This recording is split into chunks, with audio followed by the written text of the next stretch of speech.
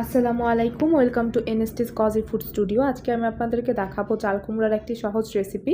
এখানে আমি রুই মাছের মাথা দিয়ে চাল কুমড়ার এই রেসিপিটি বানিয়েছি এবং আমি আজকের এই ভিডিওটিতে বিস্তারিতভাবে দেখাবো কীভাবে রুই মাছের মাথা দিয়ে চাল কুমড়ার এই রেসিপিটি বানাতে হয়। তো এই রেসিপিটি জানতে আপনারা এই ভিডিওটি স্কিপ না করে সম্পূর্ণ ভিডিওটি দেখুন। আর এরকম আরও অনেক রেসিপি পেতে আমার চ্যানেলটিকে সাবস্ক্রাইব করতে ভুলবেন না। তো এবার চলুন খুব বেশি দেরি না করে এই সহজ এবং মজাদার চাল কুমড়ার রেসিপিটি দেখে নেওয়া যায়। এই রেসিপিটি বানানোর জন্য আমি এখানে প্রথমেই নিয়ে নিয়েছি ছোট সাইজের চাল কুমড়া। আপনি এখানে পছন্দের মতো চাল কুমড়াটা নিয়ে নেবেন। তারপর এখানে উপরের খোসাটা ফেলে দিতে হবে। আমি ছুরির সাহায্যে এভাবে উপরের খোসা ফেলে দিচ্ছি।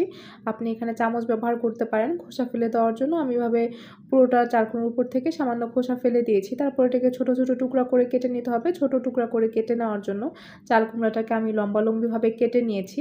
তারপর এখানে দুইটি অংশ হয়েছে, একটি অংশকে আমি আবার আরেকটি ভাগে ভাগ করে নিয়েছি। তারপর এভাবে আমি ছোট ছোট টুকরা করে কেটে নিয়েছি এবং কাটার আগে আমি চাল কুমড়াটাকে খুব ভালোভাবে ধুয়ে নিয়েছিলাম। আর এদিকে চুলায় একটি পাতিল বসিয়ে দিয়েছি, তার মধ্যে দিয়ে দিচ্ছি তেল। আমি সামান্য তেল দিয়ে দিয়েছি। তেলটা যখন গরম হয়ে যাবে এখানে আমি দিয়ে দিচ্ছি 1 চা চামচ পরিমাণ আদা রসুন বাটা। এখানে আদা রসুনের পরিমাণ সমান ছিল। তারপর এগুলোকে একটু ভেজে নিতে হবে, এমনভাবে ভাজতে হবে যেন এখানে কোনো রকম কাঁচা গন্ধ না থাকে। তারপর এখানে আমি সামান্য পানি যোগ করে নিয়েছি। পানি যোগ করার পর আমি এখানে দিয়ে দিচ্ছি 1 চা চামচ পরিমাণ লাল মরিচের গুঁড়া, 1/2 চা চামচ পরিমাণ হলুদের গুঁড়া এবং 1 চা চামচ পরিমাণ লবণ। সাথে আমি আরও দিয়ে দিচ্ছি 1 চা চামচ পরিমাণ ধনিয়ার গুঁড়া। এখানে মশলা যোগ করা হয়ে গিয়েছে। এবার এগুলোকে কষিয়ে নিতে হবে একটু ভালোভাবে। দেখতে পাচ্ছেন এখানে কষানো হয়ে গিয়েছে।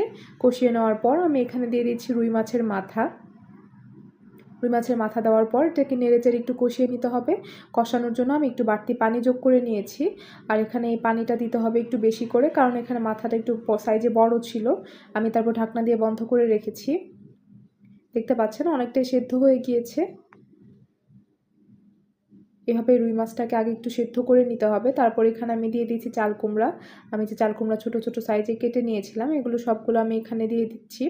দেওয়ার পর এগুলোকে একটু মিক্স করে নিতে হবে। আমি ঠিক এভাবে মিক্স করে নিয়েছি। এখন চুলার ফ্লেমটাকে লোতে আনতে হবে। এখন লো ফ্লেমে রান্নাটা করতে হবে। আমি এখানে বাড়তি কোনো পানি ব্যবহার করব না। আমি এখন ঢাকনাটা দিয়ে ঢেকে রেখে দিলাম। এভাবে আমি কিছুক্ষণ পর ঢাকনাটাকে খুলে নিয়েছি। দেখতে পাচ্ছেন আমি এখন যোগ করে নিচ্ছি পেঁয়াজ। আমি মাঝারি সাইজের একটি পেঁয়াজ কুচি করে কেটে রেখেছিলাম, এটা আমি এখানে দিয়ে দিলাম। তারপর এখানে আমি দিয়ে দিচ্ছি কয়েকটি কাঁচামরিচের ফালি। এবার আমি সবগুলোকে আবারও মিক্স করে নিয়েছি।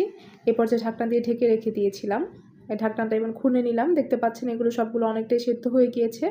আর এগুলো একটু পরপর ঢাকনাটা খুলে নেড়েচেড়ে দিতে হবে, কারণ লেগে যেতে পারে বা পুড়ে যেতে পারে। আর এখানে বাড়তি এত পানি যোগ করতে হবে না। দেখতে পাচ্ছেন কত সহজে এই রেসিপিটা রেডি হয়ে গেল। আর শেষের দিকে এসে আপনি এখানে কিছু ধনিয়া পাতা অ্যাড করে দিতে পারেন।